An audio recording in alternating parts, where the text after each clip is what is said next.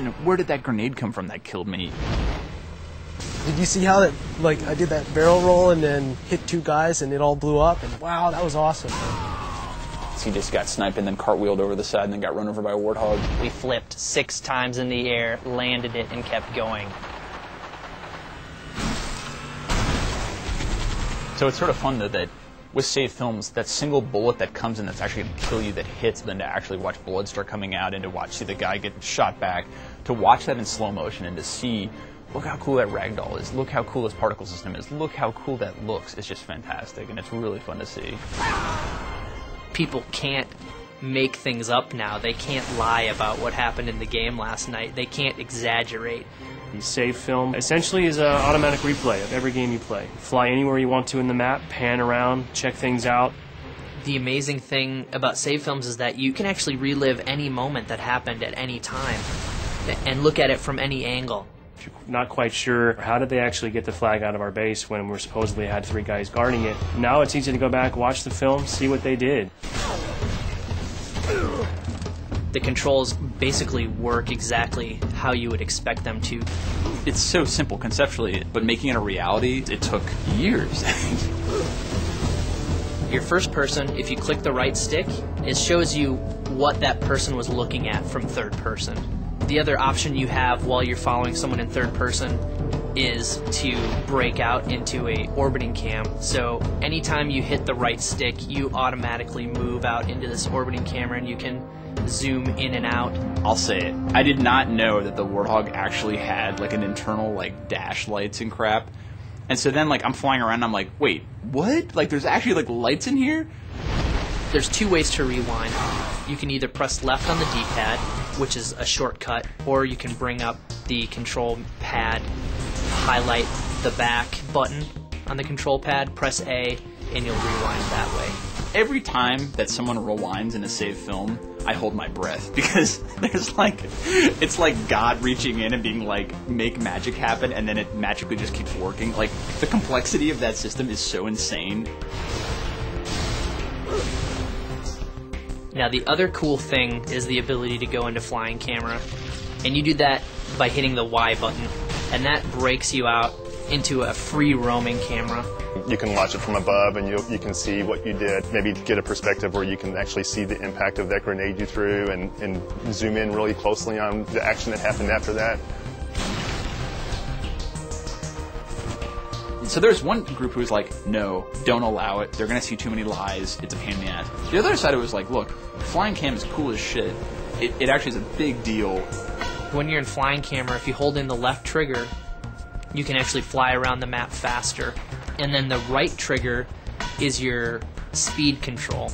If you hold down the right trigger in just a little, you'll notice it's slow motion. And if you hold it in all the way, it actually becomes fast forward. I want people to be able to make those snippets, be able to make those moments and share them and be like, look at this awesome game, look at these crazy things I did, and that's so awesome. And I want that to be inside our engine, not to have to go to some external site. Save films and Forge, I think, represent the coolest features that we have in Halo 3. We're giving them the tools to basically play Halo how they want to play it. They can set up any map however they see fit. It's just crazy how much a map will change with just a small variation of either weapon placement or just where the flag spawns in CTF. If you don't like it there, move it 1 meter to the right. If you want to in Forge, you could build your own base on the beach, maybe add some turrets for defense, add some crates to hide behind.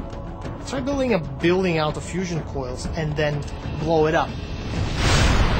You could have 50 versions of Sandtrap that are each built differently, that each emphasize a different type of game style. Forge is actually an old school Bungie name. It was the name of the map editor for the Marathon games. It's kind of a nod to the hardcore Bungie fans. One of the guys on your team is this partially omnipotent little monitor flying around, dropping weapons for you and holding crates to block enemy fire, picking up your Scorpion and carrying you to the other side of the map. It's like the hand of God that has come and picked up this large vehicle and started slinging it around right in front of this guy's face. Your buddy can drop a bubble shield in front of you, now instantly you're protected. Maybe now you'd like to go on the offensive, ask your buddy to drop a Spartan laser for you. Next thing you know, you've got a laser in real time. Once we realized we could do something like that, we're like, This will be the mother of all multiplayer matches. You can manipulate everything on the map. It's not just weapons and grenades and vehicles. It's spawning. It's where the flag sits. It's where the turret sits. It's every single object in the level.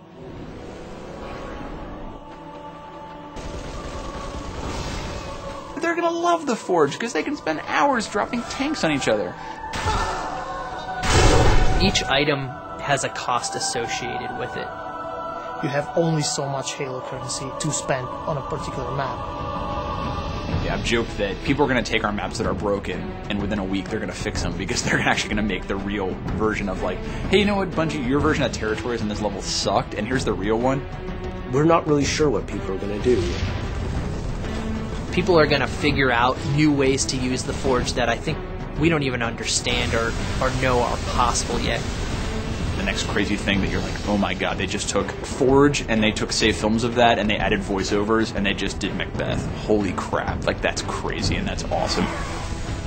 Everyone's riffing off each other's ideas, and then all of a sudden some diamond just emerges from it where everyone needs to have this map. Oh, this is so cool, I can't believe we're actually letting people do this. This is the stuff that's going to keep people playing for years on end, that's going to make a billion hours get logged on Xbox Live. This is the thing that is going to really set our game apart from the rest, I think.